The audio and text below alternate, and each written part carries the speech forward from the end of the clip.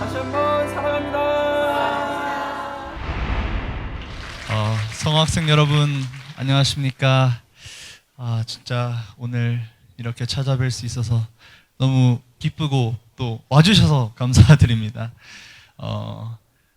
사실 여러분들께서 한민족 선민 대서사시라는 이 좀 거창한 단어를 근래에 좀 많이 듣고 계실 것 같아요. 근데 아무래도 제가 여러분들 입장에서 생각했을 때는 이 단어가 뭔가 너무 커 보이고 이게 도대체 무슨 내용인지 이해하기가 좀 어려울 것 같아서 그래도 이제 조금 더 앞서서 신앙을 배운 선배의 입장으로서 오늘 이해하기 쉽게 한번 한민족 선민 대서사시를 설명드리고 싶은 마음을 가지고 오늘 찾아뵙게 되었습니다. 근데 한민족 선민 대서사시 이야기를 하기에 앞서 먼저 신앙의 선배로서 형 오빠로서 다른 교회에선 저한테 삼촌이라고 하기도 했는데 아직은 삼촌은 아니고 싶습니다. 부탁드리겠습니다. 예, 근데 신앙에 대해서 아마 각자 고민을 또 들고 계실 성학생들도 있을 것 같은데 제가 이제 성장해온 과정에 대해 조금 말씀드리면서 여러분들께서도 그걸 참고해서 자신이 신앙을 하는 그 현재 모습을 좀 도움을 드릴 수 있지 않을까 싶어서 제 간증을 하고자 합니다. 그래서 먼저 저는 성학생들한테 정말 감사드린다는 말씀을 드리고 싶어요. 왜냐하면 토요일 점심시간에 교회를 나오기가 쉽지 않지 않습니까? 아마 여기 중에 이제 부모님한테 납치돼서 오신 분들도 계실 것 같아요. 그거 정말 저는 이해되는 마음입니다. 그건 제가 여러분들의 신앙을 의심해서가 아니고 저 또한 어렸을 때는 진짜 교회에 나오는 게 기쁜 일만은 아니었거든요. 사실 정말 많은 식구님들께서 당연하게 이제 제가 참 가정이기 때문에 참 부모님 곁에서 신앙을 잘 배웠을 것이다. 이제 신앙의 탄탄대로를 걸었을 것이다. 라고 생각을 하시는데 사실은 참 부모님께서는 하늘 부모님과 일문일답을 하실 수 있지만 저는 못합니다. 당연하게도 못하기 때문에 저 또한 스스로 성장 기간이 필요하고 저도 제 신앙을 이루기 위해서는 저만의 책임이 필요했거든요. 사실 오히려 저는 고등학교 1학년 때까지 중학교 3학년 때까지는 신앙이 없는 게 아니라 교회를 싫어했습니다. 오히려 그 이유가 특히 저희 아버지가 성화하고 나서는 제가 8살 정도일 때 아버지가 성화를 하셨는데 그때 이제 부모님께서 부르셔서 한국으로 이사를 왔습니다. 그래서 처음에는 다 괜찮았는데 어느새부턴가 한국에 오니까 또 이제 섭리의 종주국 참부모님이 계신 곳이잖아요.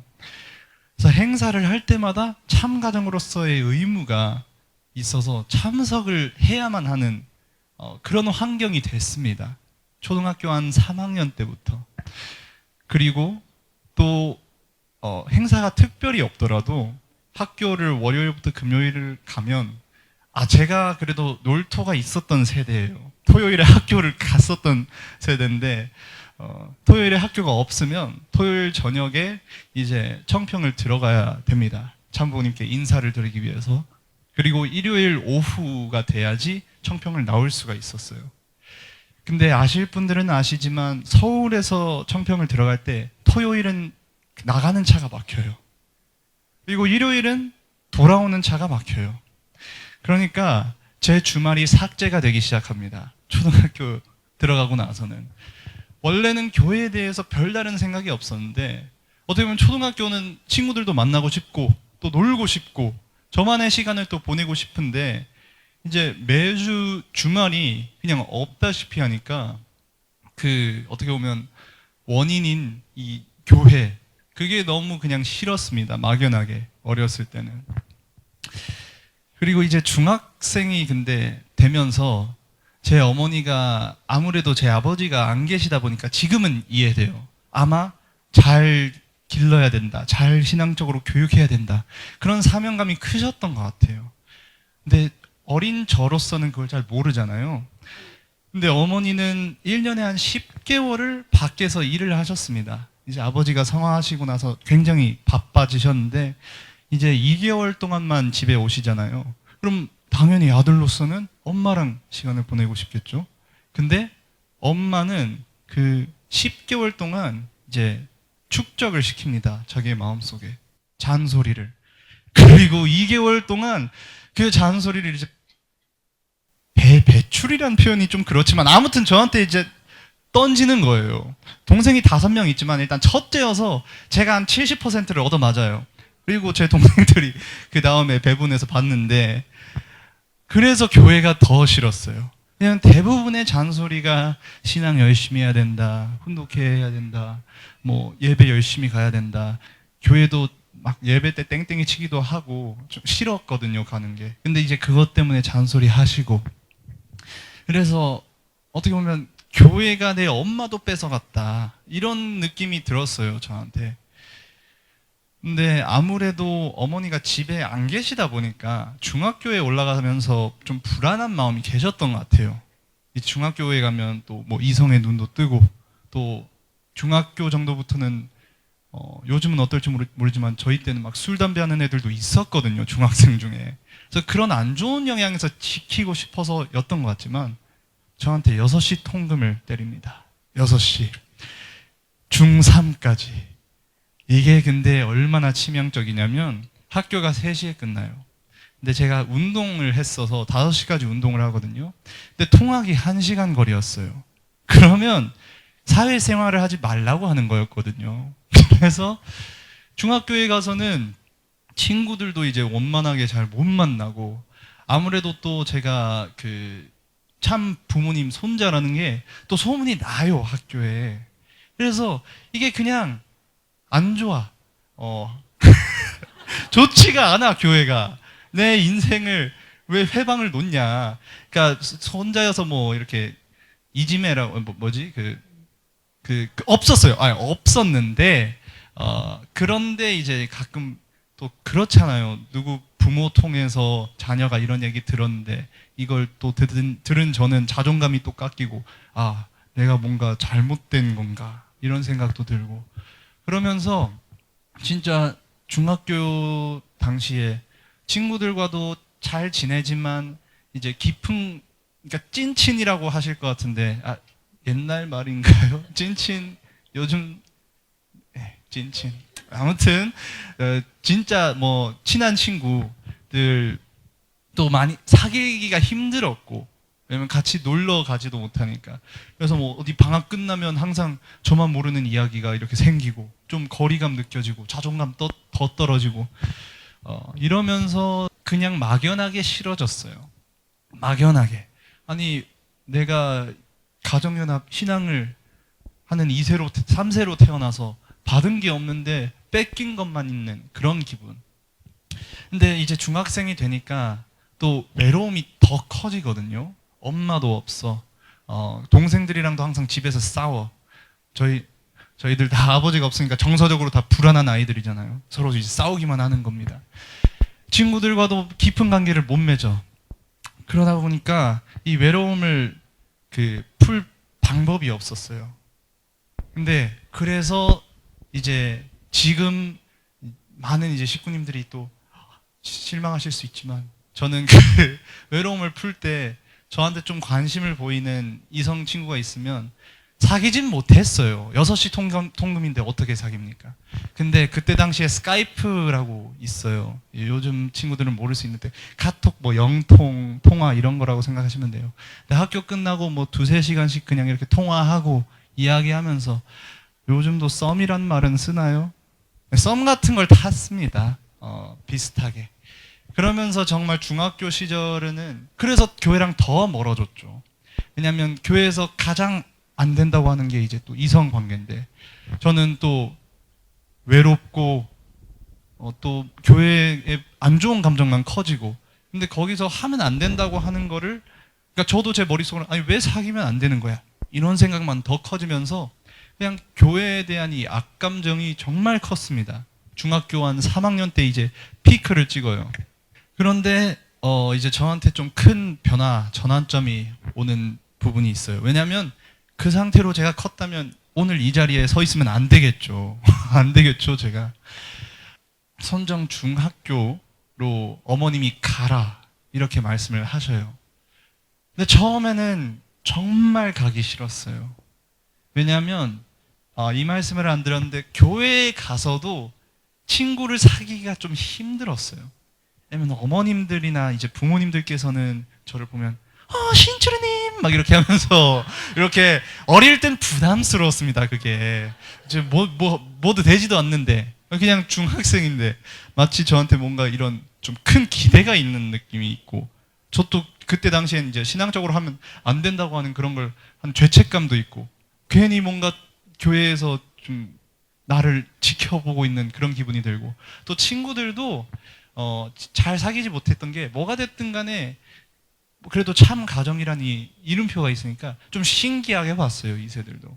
그리고 약간 그런 맥락에서 그들도 나의 신앙을 심판하는 게 아닐까 이런 좀 머릿속에 마음이 좀 있고, 그래서 제가 선정 중학교가 그때 당시에 170명이 살았습니다. 2세들이 한 기숙사 안에 중1부터 고3까지. 그래서 170명이 있는 곳에서 살아야 된다고 생각하니까 마치 감옥처럼 느껴졌어요.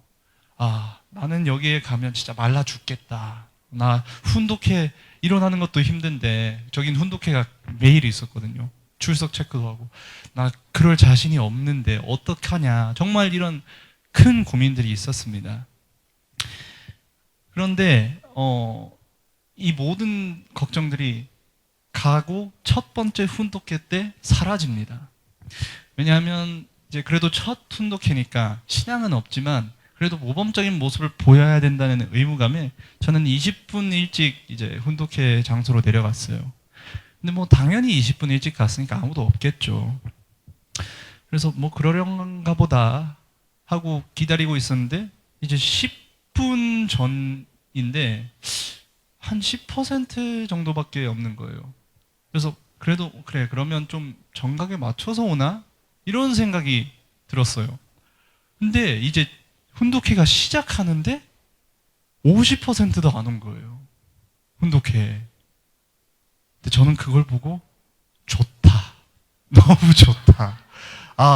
나는 이세라고 다 신앙이 당연히 좋을 줄 알고 있었는데 그게 아니구나. 이걸 깨달았습니다. 그래서 그건 어떻게 보면 제가 처음으로 좀 나의 신앙, 내 친구들에 대해서 마음을 열 수 있는 기회가 됐습니다. 왜냐면 그 전까지는 이 2세들이 저를 감시하는 사람들, 신앙을 잣대로 날 판단할 것 같다 이런 기분이 있었는데, 이 첫 번째 훈독회 가보니까 얘네들도 별거 다른 거 없구나 이거를 느끼면서 정말 제 마음이 좀 편해졌어요. 근데 실제로 이 친구들이 어느 정도로 신앙이 없었냐면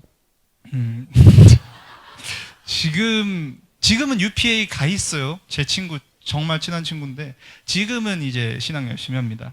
근데 그때 당시엔 신앙이 없었어. 그래서 훈독회가 끝나고 저한테 장난을 치고 싶었나 봐요. 근데 저희가 그때 훈독교제가 아버님 자서전이었어요. 평화를 사랑하는 세계인으로. 보시면 이제 아버님 자서전 그 표지에 아버님 얼굴이 이렇게 크게 있잖아요. 그래서 훈독회 끝나고 이제 계단을 올라오고 있는데 갑자기 이제 친구가 자서전을 들이밀면서 저한테 네 할배 이러고 튀는 거예요. 아버님을 이렇게 삿대질을 하면서. 근데 저는 그게 감동적이었습니다. 왜냐하면 지금까지 저는 어딜 가나 문선명 손자, 교회 안에서는 이제 참 부모님의 손자, 참 가정 이렇게 봐왔었는데 처음으로 역전이 된 겁니다. 아버님이 제 할배가 된 거예요. 근데 이건 저한테 정말 중요한 경험이었습니다. 왜냐하면 나를 있는 그대로 봐주는구나, 이 친구들은. 내 주변에 어떻게 보면 있는 이런 부가적인, 외부적인 요인들로 인해서 저는 지금까지 평가를 받으면서 자존감이 많이 좀 없었는데, 또 그런 경험을 통해 처음으로 교회에 대한 문을 저는 열게 돼요. 근데 그렇다고 신앙은 당연히 안 생깁니다. 네 할배로 신앙이 생겼다고 하면 그거는 뭐 말이 안 되지 않습니까? 교회에 대한 마이너스였던 게 이제 0으로 갔다라고 생각을 하시면 돼요. 그래서 그게 첫 번째 저의 전환점이고, 두 번째 전환점은 GTGY라고 지금은 없어요. 지금은 이름을 바뀌어서 퓨어워터 어셈블리라고 아마 하는데, 퓨어워터 어셈블리 그 GTGY 2016년도에 고1, 그때 당시 고1입니다. 그 고1 때 이제 참석을 하게 됩니다. 근데 그때는 이제 교회에 대한 안 좋은 감정은 없으니까 뭐 수련회를 간다에 대한 부정적인 마음은 없었습니다. 그래서 강의도 뭐 그럭저럭 듣고 뭐 집중까지는 아니지만 그래도 수련회 활동을 원활하게 하고 있었는데, 그 속에서 저는 이제 한 강의를 통해 감동을 받아요. 어떤 강의였냐면 그 목회장께서 이런 간증을 하시는 겁니다. 옛날에 우리 선배님들이 어떻게 이 가정연합을 이제 뭐 일으켜 세웠는지, 그러면서 자녀들을 고아원에 맡기고 3년 노정, 7년 노정 이렇게 나가신 얘기들, 아무런 기반이 없는 시골 교회에 가서, 교회라고 부르기도 그래요, 그냥 개밥을 먹으면서 근근히 버티며 참부모님만을 위해 신앙을 지켜왔던 그런 이야기들. 어떻게 보면 저는 처음으로 우리 교회에 대해서 좀 진지하게 생각할 수 있는 계기가 됩니다.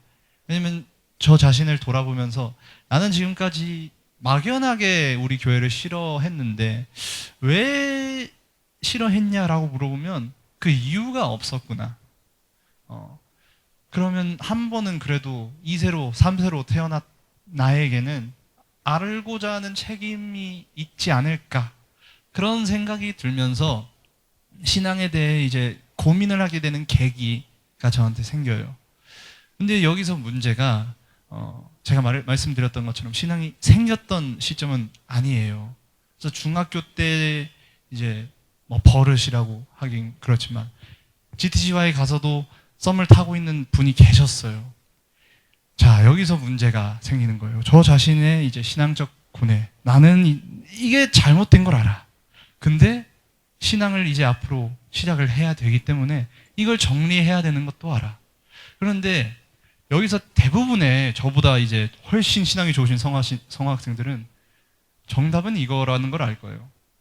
친구야, 미안한데 나는 앞으로 신앙인으로서 살아가기로 결심을 했어.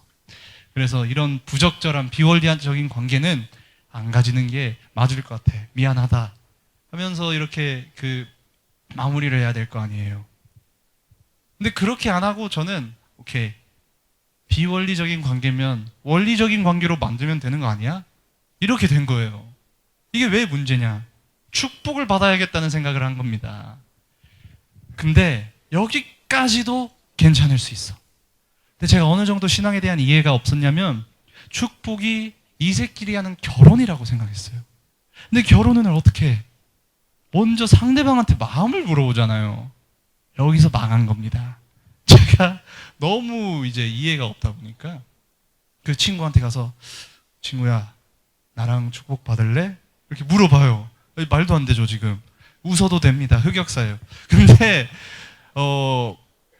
하필이면 그분도 좋다고 해버려요. 자, 저희 모두는 결말을 알고 있어요. 근데 저는 몰랐죠. 그래서 엄마한테 전화를 합니다. 엄마, 왜? 저 축복받아요. 이렇게. 말이 안 되죠. 저 지금 들으면 말이 안 돼요. 근데 그때 당시에 그 정도로 제 신앙적인 이해나 기반이 없었습니다. 그래서 엄마는 당연히 뭔 소리야, 얘가. 수련회를 보내놨더니 뭐 축복을 받는다. 그래, 축복을 받고 싶은 거구나. 아니요, 엄마, 상대방도 있어요. 이제 엄마 깜짝 놀라가지고 여수에 계셨는데, 신출아, 기다려. 나 바로 올라갈게. 이렇게 하시는 거예요. 그래서 뭔가가 잘못됐다. 이거는 이제 그때 느꼈어요. 뭔지는 몰라도 뭔가는 잘못했다. 제 시나리오에서는 엄마가 그래 신출아 참사랑 좋아 열심히 응원할게 뭐 이런 걸 상상했겠죠. 근데 엄마가 올라온대. 뭔가가 잘못된 걸 이제 그때부터 느꼈죠. 그래서 이렇게 초조하게 저녁까지 기다렸습니다. 근데 이제 그때쯤 되니까 이제 잘못된 거를 알고 있었어서 저는 혼날 준비를 하고 있었어요, 엄마한테. 근데 엄마가 그때 처음 들어오자마자 저한테 사과를 하십니다. 신출아, 미안하다. 내가 너를 신앙적으로 제대로 가르치지 못했던 것 같구나. 그런데 축복은 그런 게 아니야. 축복의 가치는 이러한 거야. 정말 이제 따뜻하게 말씀을 하시죠. 그래서 출발은 좋았는데 그 이후로 이제 2시간 잔소리가 시작합니다. 근데 출발은 정말 좋았어요. 저를 이해하려고 하셨거든요. 근데 이제 뭐 짝사랑 해본 친구들도 알겠지만 이게 뭐 잊고 싶다고 잊혀지는 감정이 아니잖아요. 그래서 저도 엄마한테 이제 지금 생각하면 말도 안 되는 얘기들을 계속해요. 엄마, 우리 교회에서 참사랑이 가장 중요하다고 한 거 아니야? 엄마 참사랑 막으면 뭐 사탄 아니야? 뭐 이런 식으로 그냥 말도 안 돼. 흑역사입니다, 여러분. 이해 부탁드려요. 지금은 그렇지 않습니다.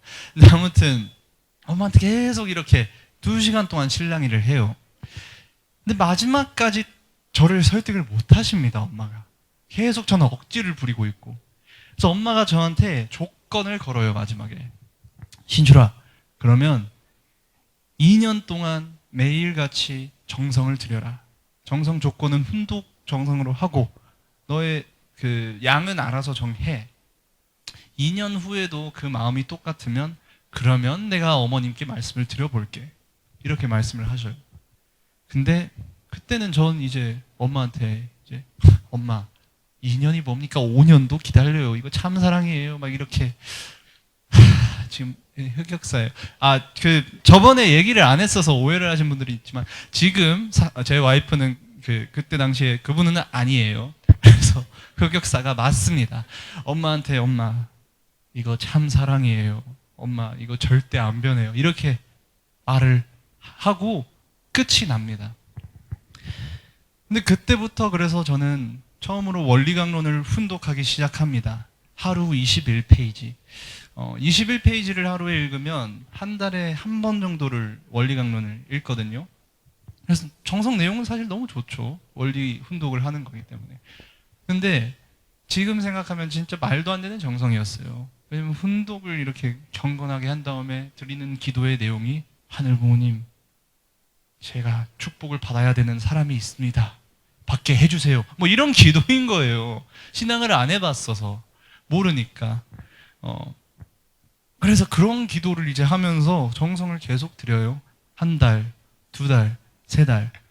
근데 이제 시간이 지날수록 정확한 시점을 말하기는 어렵지만 이 가랑비에 몸 젖는다는 표현이 있잖아요. 그런 것처럼 어느새 제 기도의 내용이 조금씩 바뀌기 시작해요. 그때 당시에 엄마가 또 그 친구랑 연락하지 마라. 그게 조건이다. 이렇게 말을 했거든요. 그래서 진짜 온전히 그냥 정성만 드리고 있었던 시간이에요. 근데 어느새 제 기도가 처음에는 그런 말도 안 되는 내용만 하고 있었는데 이제 하늘 부모님을 위해, 참 부모님을 위해, 섭리를 위해, 우리 공동체를 위해, 그리고 그러면서 하늘 부모님에게 이제 원리를 읽으면서 드는 궁금증들, 이런 기도들이 조금씩 섞이기 시작합니다. 그리고 그러다가 한 6개월쯤 지나니까 어느새 제 기도의 내용 중에는 처음에 시작했던 그 목적은 아예 없고 그냥 온전한 그런 기도와 정성이 됐어요.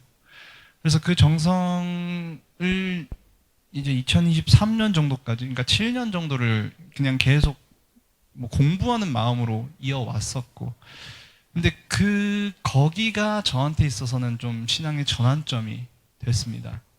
근데 특히 저를 좀 이제 원리 속에서 감동을 받았던 내용은 여러분들도 아마 모세라는 인물을 아실 거예요. 이 모세라는 인물이 사실 굉장히 좀 위대한 지도자고, 우리도 원리 강의를 들으면 와 진짜 어떻게 정말 철이 없는 이스라엘 민족을 그렇게 80년 동안 이끌 수 있었을까? 멋있다. 이런 생각이 들 만한 삶을 살았어요. 그래서 저도 처음에는 정말 막연하게 모세 정말 뭐 위대한 사람, 중심 인물 이런 생각이 있었는데 몇 번 읽다 보니까 모세의 이제 부족한 부분들이 저는 보이기 시작했습니다. 모세가 예를 들어 석판 10계명을 받잖아요. 10계명을 받기 위해 40일 동안 금식을 합니다. 그런데 10계명을 받고 내려왔을 때 이제 이스라엘 민족이 10계명 중 하나인 우상 숭배 이거를 하고 있어요. 하면 안 되는 행동을. 그래서 모세가 너무 화가 나요. 여기까지는 이해가 되거든요. 저라도 화가 날 것 같아요. 근데 화가 나서 하는 행동이 그 석판을 부십니다. 자, 부실만 했어요. 근데 잘 생각해보면 정말 이게 바보 같은 것이 결국에는 잘못을 한 건 이스라엘 민족이지만 석판을 부순 탕감을 치르는 건 모세예요. 모세가 다시 산에 올라가서 모세가 다시 40일 금식을 하고 모세가 다시 이제 고생을 해서 탕감을 치러서 석판을 다시 받아와요. 그러니까 어떻게 보면 자기가 사서 고생을 한 거죠. 그리고 이런 좀 모세의 분노 조절이 드러나는 장면들이 좀 있는데 결정적인 부분이 마지막 가나안 땅을 앞두고 80년 동안 광야에서 살고 들어가기 직전에 모세는 이제 가데스바네아라는 이 산이 있습니다. 거기에서 이스라엘 민족들과 그 가나안 땅을 바라보면서 있는데 이스라엘 민족들이 또 불평불만을 시작해요. 물 줘. 목말라. 우리 언제까지 여기 광야에 있어야 돼. 그래서 하늘 부모님께서 그래 모세야 그럼 너의 앞에 있는 이 반석을 한번 쳐라. 그럼 물을 내가 내주겠다. 이렇게 말씀을 하셔요. 근데 모세는 이제 80년 동안 정말 철이 없었거든요. 이스라엘 민족이. 이 민족을 이끌다 보니까 마지막 순간에 그 분노가 터져버립니다.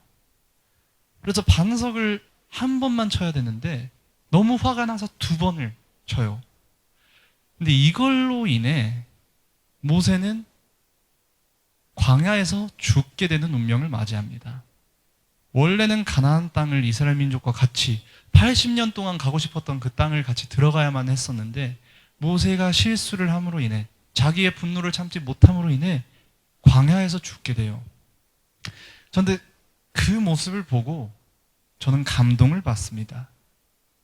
왜냐하면 제가 느꼈던 거는 첫 번째, 하늘 부모님께서는 얼마나 답답했을까. 매번 이렇게 이를 그르치는 인류를 바라보면서 얼마나 답답했을까. 나였으면 진작에 포기했을 것 같은데 그럼에도 우리를 믿고 기다려주시는 하늘 부모님의 그 크신 어떻게 보면 사랑에 정말 부모시구나. 그걸 느끼고 감동을 받고 2번째, 저는 모세의 자세에 감동을 받아요. 왜냐하면 모세를 보면 완벽한 사람은 아닙니다. 그러나 자기가 한 잘못을 책임지는 사람이거든요. 왜냐하면 어떻게 보면 억울할 수 있어요. 반석을 2번 쳤지만 모세는 80년 동안 부족한 이스라엘 민족을 이끈 어떻게 보면 중심 인물이에요. 애굽의 왕자라는 위치를 내려놓고 80년을 고생을 하면서 살았는데 마지막 순간에 반석을 한 번 더 쳤다고 하늘 부모님께서 너는 광야에서 죽어야 돼. 이렇게 말했을 때 얼마나 화가 났을까요? 억울했을까요? 저였으면 억울했을 것 같아요. 하늘 부모님 어떻게 저한테 그러실 수 있습니까? 근데 성경에는 그런 내용이 하나도 기록되어 있지 않아요. 모세는 겸허히 자기의 운명을 받아들입니다. 이거는 근데 선택이라는 거를 저는 거기서 느껴요. 왜냐면 결국은 하늘 부모님이 모세를 못 들어간 게 막은 게 아니에요. 모세한테 사명을 줘요. 너는 그거에 대한 탕감으로 광야에서 죽어야만 해. 그거를 받아들인 건 모세예요. 거기서 저는 감동을 받았어요. 왜냐? 자녀로서 우리는 부족하지만 실수를 할 때도 있지만 가장 중요한 거는 실수를 안 하는 것 그 이상으로 실수를 하더라도 그거에 대한 책임을 지는 것. 그거를 저는 좀 느끼면서 그때까지는 이제 신앙이 생기면서 신앙에 대한 부담이 좀 많았어요. 이런 참 가정으로서의 부담감이 있기 때문에 신앙이 생길수록 오히려 우울해지는 거예요, 사람이. 나는 어떻게 이런 책임을 질 수 있을까? 근데 모세를 보고 완벽할 필요는 없다. 자기가 할 수 있는 최선을 다하고 실수를 하면 그걸 책임질 수 있는 사람이 되면 되는 거다. 그러면 하늘 부모님은 이해해 주시고 사랑해 주신다. 하늘 부모님은 정말 어떻게 보면 아무리 부족하더라도 우리 인류를 사랑해 주시고 기다려 주신다. 그걸 개인적으로는 좀 느낍니다. 거기서 이제 좀 느끼게 됐습니다. 그래서 제가 성학생 여러분들한테 말하고 싶은 내용은 그 부분이에요. 아마 여러분들은 신앙을 하면서 또 이제 여러분들의 부모로 인해 이제 강제적으로 때로는 수련에 보내지고 이렇게 신앙에 대해 고민이 들 때가 있을 거예요. 그러나 부모님의 태도, 목회자의 태도, 여기 선배님들의 태도는 신앙을 해야만 하고 안 하면 뭔가 이세로서 잘못이 있고 죄가 있다. 뭐 이런 분위기가 있을 수 있습니다. 그런데 그거에 대해서 좀 오해를 안 했으면 하는 게 여러분들이 신앙을 잘했으면 하는 바람이 모두가 있지만 그 이전에 여러분들을 사랑하는 마음이 더 크다는 겁니다. 여러분들의 부모님들이, 선배님들이, 목회자님들이. 저도 어렸을 때는 제 엄마가 제가 신앙을 안 하면 저를 사랑 안 할 줄 알았거든요. 근데 결국에는 제가 큰 실수를 했던 그 순간에 엄마는 저한테 사과를 했어요. 그 다음에 제가 스스로 깨달을 수 있는 시간을 주셨어요. 왜냐하면 결국에는 신앙을 잘하는 저를 사랑하는 게 아니라 저를 사랑하는 마음이 먼저였기 때문이거든요. 그래서 그 표현이 좀 서툴 수도 있습니다. 저희 1세 선배님들께서 어떻게 보면 정말 우리들이 신앙이 잘했으면 하는 마음에 여러분들한테 잔소리만 할 수도 있어요.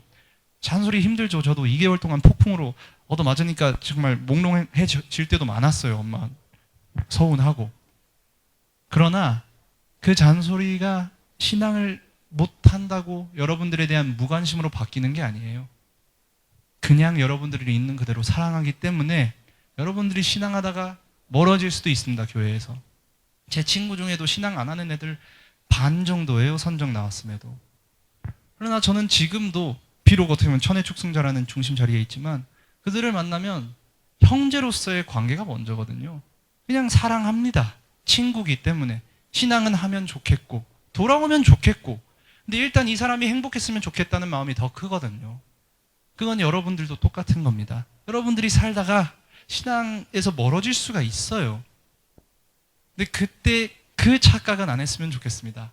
이제 나는 신앙을 안 하기 때문에 내 교회의 언니, 오빠들, 삼촌, 아빠, 엄마, 이 원로 선배님들, 목회자가 나를 싫어하겠다, 사랑하지 않겠다. 그건 절대 아닙니다. 절대로 아닙니다. 저희 원리의 출발은 사랑이기 때문에 여러분들이 신앙을 하는 거를 사랑하는 게 아니라 여러분들을 먼저 사랑하는 마음이 커서 교회에서 멀어졌어도 돌아오고 싶은 마음이 생기면 부담 없이 돌아와도 되고 여러분들이 신앙을 안 하셔도 여러분들을 미워하는 그런 교회는 아니기 때문에 그거 하나만큼은 꼭 그래도 오해 않고 알면 좋겠어요. 이 잔소리의 원동력은 사랑이다. 물론 부모님들도 잔소리를 좀 덜 하려고 노력을 하셔야겠죠. 근데 여러분들을 사랑한다는 거는 오해를 안 하셨으면 좋겠어서 제가 그걸 오해를 했었기 때문에 이제 그게 좀 저 자신의 과거를 알아보면 이거 하나만 알았으면 조금 더 내가 행복할 수 있었을 텐데 이런 마음이 들어서 여러분들한테 이 간증 저번 교회에 갔는데 질의응답을 했거든요. 근데 막 성학생이 저한테 제 지금 와이프를 두 번째 와이프랑 잘 지내요? 막 이렇게 질문을 한 거예요. 저는 그래도 그 성화를 사랑합니다. 그래도 사랑합니다. 근데 첫 번째 와이프입니다, 여러분. 오해하면 안 돼요. 물론 제가 실수했지만 그럼 제 와이프가 가슴이 아프거든요. 그렇게 표현을 하시면. 아무튼 여기까지 제 간증을 마치고 이어서 바로 여러분들의 주말을 위해 강의를 시작하시죠. 예. 자, 그러면 선민이란 말, 한민족 선민 대서사시라는 이 큰 단어가 부담스러울 수 있어요. 어떻게 보면 좀 이해하기 어려울 수도 있습니다. 근데 정말 단순하게 생각할 수 있다고 저는 생각합니다. 이 선민이란 단어가 핵심이거든요. 결국에는 선민이 뭐냐?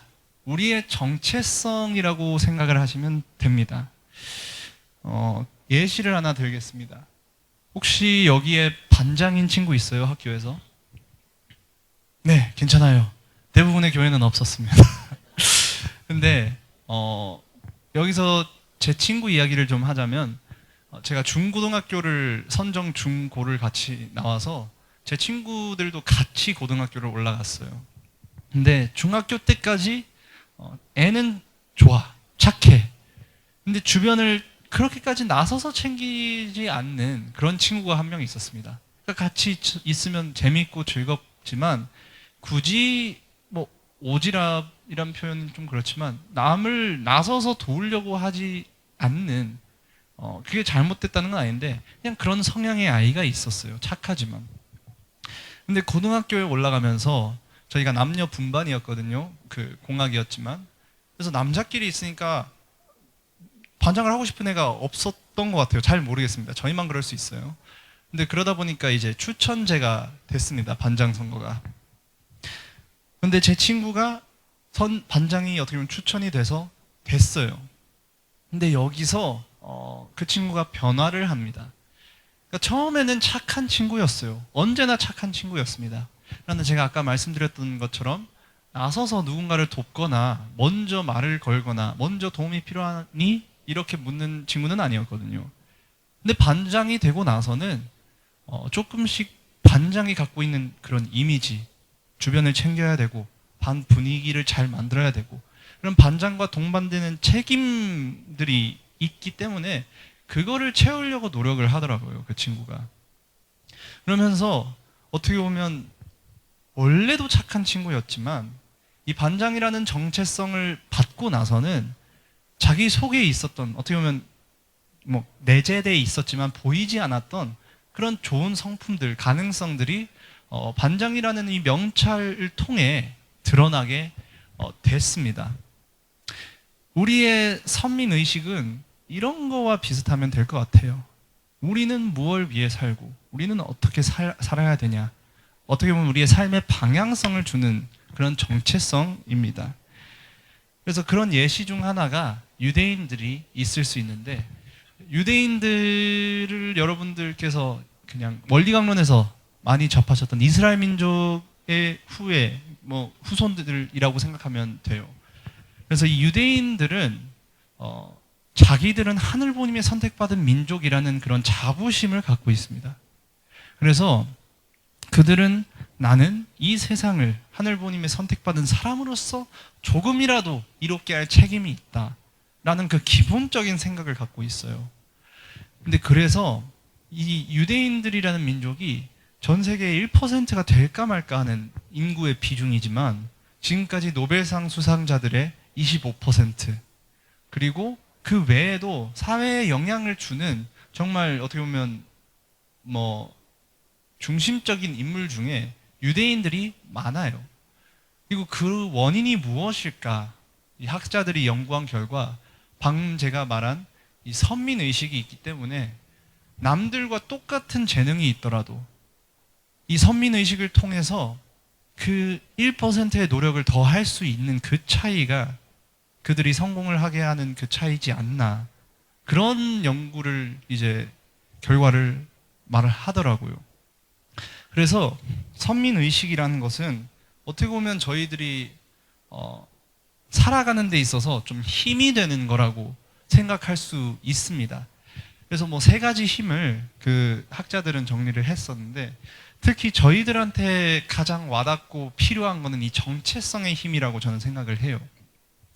왜냐하면 특히 이제 제가 2016년 그때쯤, 그 이전부터 또 있었지만 인스타나 이런 SNS가 좀 많이 활발을 하게 됐습니다. 근데 그러면서 좋은 것도 당연히 있지만 좀 제가 안타까웠던 거는 좀 자존감이 낮은 친구 중에 특히 이 다른 사람의 인스타 게시물을 또는 인플루언서들의 게시물을 보면서 자기와 이 비교를 하더라고요. 아, 이 사람은 이렇게 잘났는데 나는 왜 이럴까? 부터 시작해서 아, 저 사람 또 좋은 데 여행 갔네. 또 좋은 거 먹었네. 나는 아무리 노력해도 그럴 수 없겠지. 그리고 이런 좀 악순환이 계속되면서 아, 나는 아무것도 아니구나. 나는 노력해봤자 그렇게 성공할 수 없는데 노력을 할 필요가 있을까? 그러면서 자기의 자존감이 떨어지고 정체성이 정말 안타깝게 갉아먹히는 그런 경우들을 봤습니다. 근데 그렇기 때문에 또 특히 지금 저희들한테 필요한 거는 정체성에 대한 확신. 그러니까 이스라엘 민족들은 나는 아무리 주변에서 나한테 뭐라고 하더라도 이스라엘 민족은 어떻게 보면 제2차 세계대전 때 정말 큰 핍박을 받았음에도 딛고 일어나서 이렇게 성공을 했거든요. 그것은 그들이 세상에서 아무리 정말 독일에서는 인간 이하로 취급했음에도 자기들에 대한 정체성의 확신이 있었기에 다시 일어설 수 있었던 것처럼 저희들도 우리들이 누구인지에 대한 이 확신이 있으면 적어도 주변으로부터 흔들리는 일은 정말 적어질 수 있습니다. 한민족의 역사 속에서도 이런 선민의식들이 나옵니다. 저희들의 당군 신화, 환웅으로부터 그 후손으로 내려온 환임이 물론 그 곰과 호랑이 뭐 이런 자세한 내용들이 있지만 요지는 우리 한민족은 하늘로부터 뿌리를 두고 있는 민족이다라는 이 천손민족 사상이 있습니다. 그리고 그거와 함께 있는 게 이 홍익인간 정신. 이게 한자여서 저도 처음엔 잘 이해 못했는데 그냥 쉽게 말하면 인간은 이 세상을 그냥 더 이롭게 할 책임이 있다. 다른 인간들을 더 행복하게 할 책임이 있다. 이러한 정신을 갖고 있는 민족이 저희 한민족입니다. 그래서 우리의 역사를 보더라도 이런 부분들이 잘 드러나는 경우들이 많지만 몇 가지 예를 들면 첫 번째로 우리 세종대왕님. 세종대왕님은 어떻게 보면 임금이잖아요. 가장 한국에서는 잘 사는 사람이었죠. 근데 그분은 백성들을 보고 안타까운 마음을 느낍니다. 아, 내 나라의 내 백성들, 부모의 마음으로 이들이 너무 못 산다. 이들은 정말 가엾게 여기고, 많은 원인들이 있겠지만 가장 이 백성들이 못 사는 큰 원인 중 하나는 그들이 글을 읽지 못하기 때문에, 쓰지 못하기 때문에 애초에 뭐 이 신분의 벽이 바뀔 수가 없구나. 그렇기 때문에 이 백성들 또한 글을 쓰고 글을 읽을 수 있는 그런 쉬운 글 체계를 만들 필요가 있다라고 느끼시고, 어떻게 보면 정말 애민 정신, 홍익인간 정신으로 백성들을 위한 한글을 개발하십니다. 또 유관순 열사님이 다른 예시라고 저는 볼 수 있는데, 저희는 역사 속에서 정말 위대한 분으로 배워요. 근데 그분은 18살 때 돌아가셨거든요. 사실 일반적으로 보면 정말 이해를 하기 어려울 수 있어요. 무엇을 위해 18살의 어린 소녀, 정말 꿈과 희망을 갖고 있는 미래가 창창한 그런 소녀가 이 독립을 위해 자기가 한국 사람이라는 이 정체성을 지키기 위해 목숨을 버려야만 했을까? 근데 여기서도 우리가 알 수 있는 거는 결국에는 유관순 열사님은 생명과 자기의 정체성 중에 뭐가 더 중요하냐라는 이 기로에 놓였을 때 자기의 정체성을 지키는 게 가장 중요하다는 그 확신이 있었고 그 마음이 있었기 때문에 이 나라를 위해 또 그 목숨을 바칠 수 있었던 겁니다. 그래서 이 선민의식이라는 것은 정말 일반 사람들의 상식으로는 이해하기 힘든 정말 위대한 이런 행동들을 할 수 있게 하는 원동력이 되는 것을 저희가 알 수 있습니다. 그러면서 제가 간증을 드리고 싶은 부분은 어머님께서 작년부터 이제 구치소에 생활을 하셨습니다. 정말 안타까운 일이었지만 그 기간 저는 참 가정으로서 그래도 어머님을 면회를 자주 갈 수 있는 기회가 있었어요. 근데 솔직히 여러분들도 뉴스를 보셨으면 아실 수 있는데 정말 생활 환경이 열악했습니다. 합니다. 어머님이라고 어떤 특별한 우대를 받으신 게 아니라 그냥 일반 죄수들과 똑같은 생활 환경을 속에서 생활을 하셨습니다. 그래서 정말 어떻게 보면 저라도 생활하기 힘든 공간인데 어머님은 80세가 넘으시는 정말 고령의 몸으로 그리고 14분의 출산을 하신 정말 쇠약한 몸으로 그 생활을 하셨다 보니까 솔직히 제 입장으로서는 정말 하루하루 버텨나가는 게 힘들겠구나 이런 생각을 했어요. 근데 면회를 갈 때마다 어머님께서는 변함없이 하는 말씀이 있으셨습니다. 자기에 대한 말씀을 하시지 않고 불평을 하시지 않고 한민족으로서의 책임이 있다. 우리 민족은 책임이 있다. 우리 축복 가정들은 책임이 있다. 이 섭리를 완수해야만 한다. 이 한민족을 교육시키지 않으면 이스라엘 민족처럼 큰 탕감을 해야만 할 것이다. 그래서는 안 된다. 이게 어떻게 보면 당연하다고 여러분들은 생각하실 수도 있는데 저는 정말 이게 쉽지 않다고 생각을 합니다. 하루에 단 10분 어떻게 보면 그 공간에서 벗어나서 면회를 할 수 있는 시간이에요. 그 시간이. 그런데 그 시간 속에서 그 시간마저도 이 세상을 위해 이 뜻을 위해 그리고 이 섭리를 위해 생각을 하시는 그 마음가짐은 정말 어머님께서 자신의 정체성, 독생녀라는 이 정체성에 대한 확신이 있으시고 우리 축복 가정에 대한 책임에 대한 확신이 있으시기 때문에 그런 선민의식이 있으시기 때문에 가능했던 겁니다. 그러면 가장 중요한 우리는 누구인가?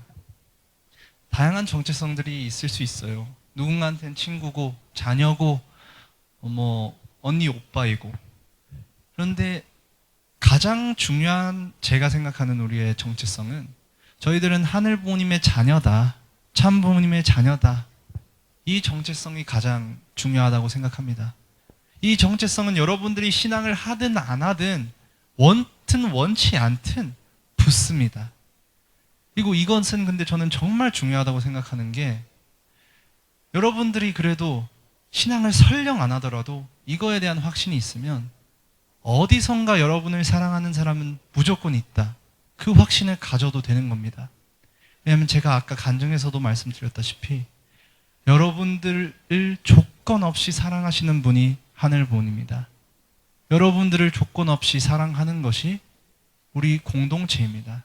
저도 오늘 대구에 와서 여러분들 앞에 서 있는 이유는 다른 이유가 아니라 여러분들이 2세로서 3세로서 저희 동생들이기 때문에 저는 온 겁니다. 여러분들이 설령 신앙을 안 하더라도 그거 하나만큼은 변치 않습니다. 저의 마음 변치 않습니다. 제 친구 신앙 안 하는 애들 미워하지 않아요. 오히려 더 챙기려고 하고 다시 한번 하늘 부모님의 사랑을 느꼈으면 하는 그 바람이 있어서 더 사랑을 하면 사랑을 합니다. 그래서 여러분들도 앞으로 살아가시면서 신앙이 좋든 좋지 않든 이거 하나만큼은 그래도 확신해 가지고 사셨으면 좋겠어요. 나는 아무런 이유도 없이 조건도 없이 사랑을 받고 있고 그 이유는 내가 하늘 부모님과 참 부모님의 자녀이기 때문에. 왜냐하면 사회에서는 때로는 여러분들의 어떻게 보면 평가를 외부적인 걸로 많이 할 거예요. 너는 대학이 이 정도밖에 안 돼. 너는 가정 배경이 이 정도밖에 안 돼. 너는 이 정도밖에 못 벌어.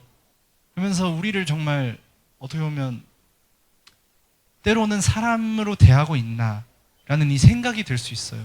자존감이 깎일 수 있습니다. 그런 순간 속에서도 기억해 주세요. 여러분들은 태어난 것만으로 사랑받을 존재들이고 사랑을 해주고 계신 하늘 부모님이 계시고 여기에 있는 공직자분들 그리고 식구분들은 여러분들을 사랑하고 있다는 거.